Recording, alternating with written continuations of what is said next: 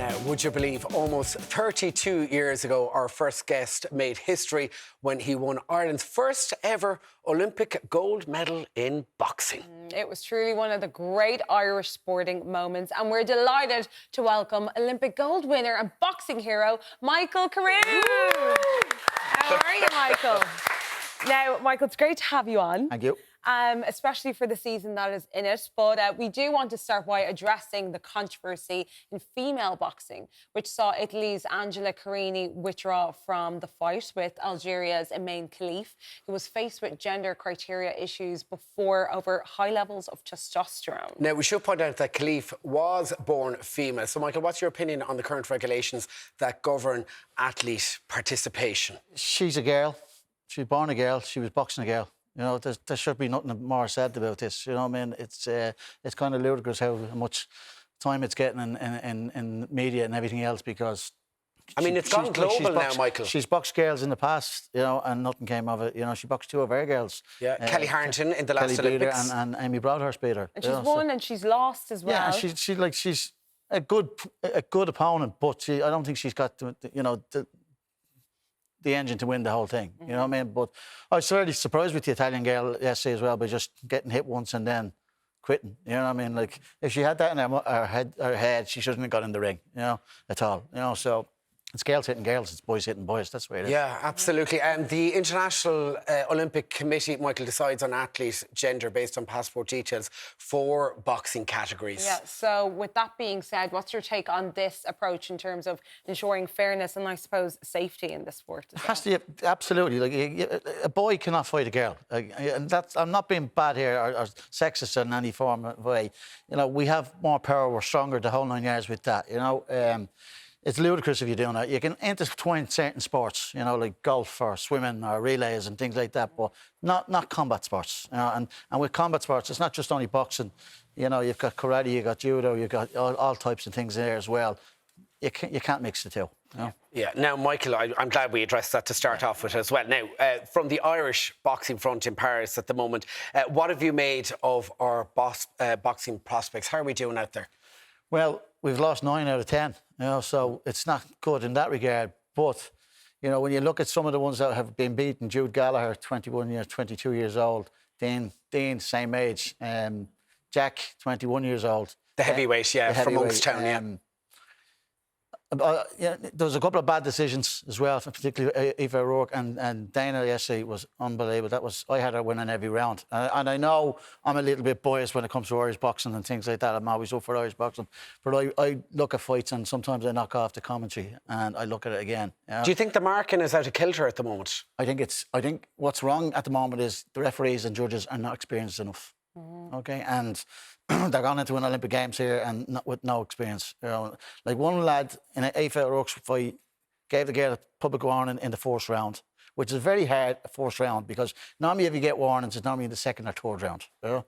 They're like kind of penalties in footballs as well. You give one, you give the other one. You know, with that, she went on then and done another 17 cautions, I think. You know, and she didn't give her another warning. You get a caution, a warning. A warning, you're taking a point away from you. Okay, you get another warning, another point taken against you. If you're fouled again, you're disqualified. So, with those like 17 other cautions, that girl should have been disqualified. Yeah. You know, by the letter of the law, and that'll tell you what these referees and judges are not experienced enough. Yeah, it's quite intricate when it comes to that. Yeah. But, like we mentioned at the top, you are a boxing hero. Yeah. You're an Irish hero. So we want to rewind the clock because it's 32 years now since you broke the record and won Ireland's first gold medal in boxing back in Barcelona.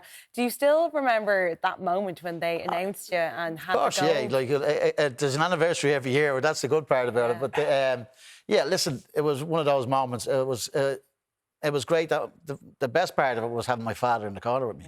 Now, that was the most special part. You know, like when I was a kid... He was in the ring with you, wasn't he, for the fight? Yeah, he was in the ring with me, my first fight and my last ever fight, you know. But with that, in my first fight, I made a promise to him that I was going to win the Olympic Games. He says, who are we going to win first? I said, for you first and for Ireland second. And he goes, what? And it went out of my head. And then all of a sudden, some 25 years later, whatever it was... I'm in the Olympic final. I beat Juan Hernandez Sierra from Cuba. From Cuban, yeah. He was a big old boy, if you've seen him.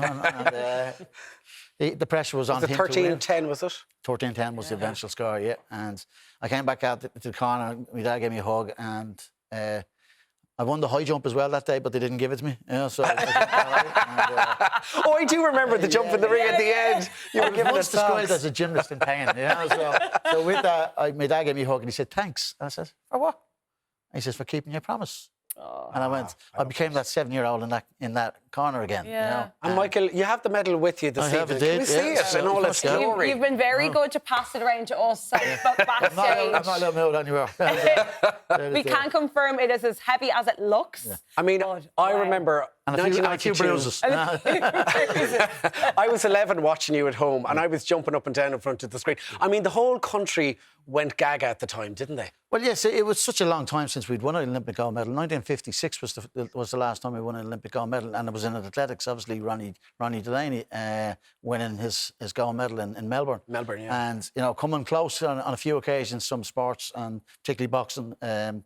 And to be the first boxer ever to win an Olympic gold medal, you can't take that away. I'm the first. So It kind of felt like Italian 1990 all over again, didn't it? One of those moments, yeah. So it's where were you when John F. K got shot? Where were you when Michael Carruth won the gold medal? When you say that, it was your gold medal win was the first win to be broadcasted on Irish television. That's right, yeah. So it was a memorable media moment as well. So do you think that had an impact on the reception you see? Oh, of course, Kind of yeah. multiplied the effect, didn't it? And Jimmy McGee doing commentary as well, part commentary on the radio and things like that. And he'd actually never seen an Irish athlete win an Olympic gold medal live. Yeah. And he got very emotional as well in all his years of working as well. And obviously, when we came home on the Monday night, I think, after the Olympic Games, and Wayne says to me, "You think there'll be many here?" I said, "No, there won't be. They're all on work tomorrow," you know what I mean? And we had no idea of what was going on because we don't live in what we live in now with media frenzy. And you're still great pals with Wayne. Yeah, all those years on, he was banter-weight. I'm going to call him tomorrow because we ring one another on the anniversary of 3 dates of our winning our bronze medal, winning our silver medal, and me winning my gold medal. And, Isn't that great to have that friendship so many years on? The 3rd, the 5th and the 8th of August, we make phone calls or send messages. Busy week then for you. Yeah, absolutely. Michael, if you hadn't done boxing, what would you be doing at the Olympics, other than the high jump? Probably, I would love to do golf. Now, all Really? my mates on my golf course are going to slag, not good enough, you know what I mean? But if I had Rory's swing and I had Jack Nicklaus putting, I'd win a gold medal. I can see him doing You'd say gymnastics. gymnastics or synchronised swimming or something. Yeah. But maybe shooting. I'm ex-army as well. So, I could see you on the pommel horse. Yeah, definitely. Right, Michael. thank you Thanks so so much much. for Thanks for joining having us. me. And Thank you. Michael is staying with us, so we can't make him leave without feeding him first, of course. Absolutely not. But up next, we find out what actor Eilish O'Carroll is bringing to a desert island. Maybe the Iron Islands. In fact, don't go anywhere. We'll see you back in 3.